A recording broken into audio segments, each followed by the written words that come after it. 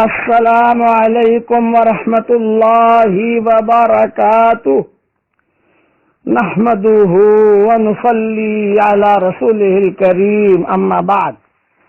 آج کا سبق سن لیجئے، سبق نمبر 1212، عورتوں کی دینی تعلیم کی فکر کیجئے۔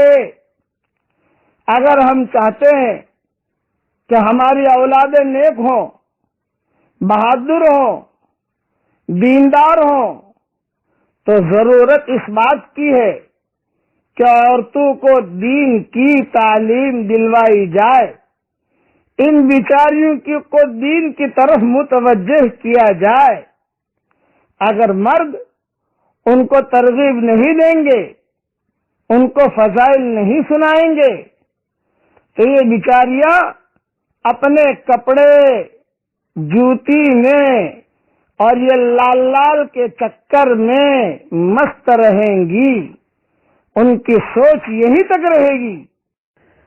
اللہ تعالی نے قرآن میں فرمایا ہے، أَوَمَن يُنَشَّأُ فِي الْحِلْيَةِ وَهُوَ فِي الْخِصَامِ غَيْرُ مُبِينٍ۔ سورہ زخرف کی آیت ہے کہ بیچاریاں تو بس سونے کے کھلونوں میں ہی پلتی ہیں اور اسی میں ان کی زندگی گزرتی ہے۔ اور بات تو سچی ہے کہ بیٹی بیچاری دودھ پینا چھوڑتی ہے تو ماں باپ اس کے کانوں میں سوراخ کروا دیتے ہیں کہ اس میں ہم بالیاں ڈالیں گے۔ ذرا بڑی ہوتی ہے تو ناک سلوا دیتے ہیں کہ اس میں ہم سونے کا لونگ ڈالیں گے۔ ذرا بڑی ہوتی ہے تو گلے میں ایک لاکٹ ڈال دیا جاتا ہے، یعنی سونے کا توق ڈال دیتے ہیں۔ اور ذرا بڑی ہوتی ہے تو ہاتھوں میں چوڑیاں یعنی سونے کی ہتھکڑیاں ڈال دیتے ہیں۔ ذرا بڑی ہو جاتی ہے، شادی کی عمر ہو گئی تو پاؤں میں سونے کا زیور، سونے کی بیڑیاں ڈال دی جاتی ہیں۔ یہ بیچاری سونے چاندی کی قیدی ہے۔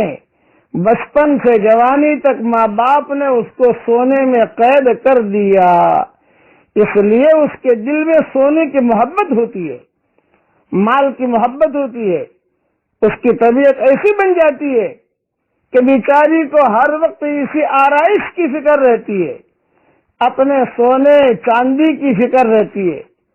بلکہ بعض عورتوں میں سونے چاندی کی رغبت اتنی ہوتی ہے کہ زیور پہننے کا ایسا شوق ہوتا ہے کہ اگر ان کو کہا جائے کہ تمہارے پورے جسم کے اندر ہم کیلیں ٹھونک دیں گے مگر کیلیں سونے کی ہوں گی، اسی وقت تیار ہو جائے گی، کہے گی کہ جلدی کیجئے جلدی کیجئے، آپ نے جو کہا ہے پورا کرو۔ بیچاری پورے جسم میں سونے کی کیلیں ٹھکوا لیں گی۔ تو مردوں کو چاہیے کہ ان کی ظاہری آرائش پر لگانے کی بجائے ان کو دین پر لگائیں، ان کے سامنے اس بات کو کھولیں کہ یہ دیندار بن کر اپنے رب کے سامنے اچھے بن کر زندگی گزاریں، تاکہ قیامت کے دن ان کو عزت نصیب ہو۔ دو جہیز جو ہے اور عورت کے ہوتے ہیں، یہ ذہن میں رکھنا۔ دو جہیز، اے بہن تو اپنا جہیز تو پہلے تیار کر لے۔ ہر عورت کو دو جہیز تیار کرنے پڑتے ہیں، ایک مال کا جہیز خاوند کے لیے اور ایک نیکیوں کا جہیز پروردگار کے لیے۔ تو خاوند کے سامنے تھوڑا جہیز لے کر بھی پہنچے گی، چلو کوئی بات نہیں، لیکن اگر پروردگار کے سامنے خالی ہاتھ پہنچی اور نیکیوں کا جہیز نہ ہوا تو کتنی شرمندگی ہوگی۔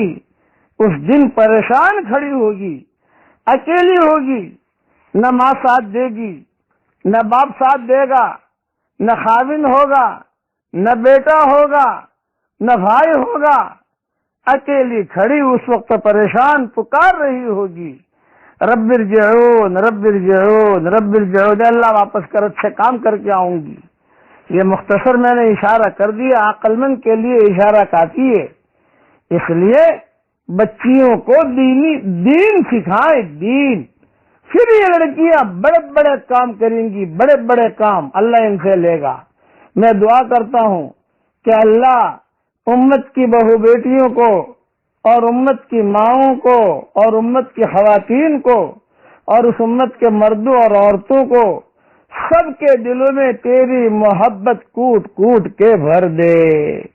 آمین آمین یا رب العالمین۔ اب میرے ساتھ دعا پڑھ لیجئے۔ اللہم انی اسألک من کل خیر خزائنہ بیدک واعوذ بک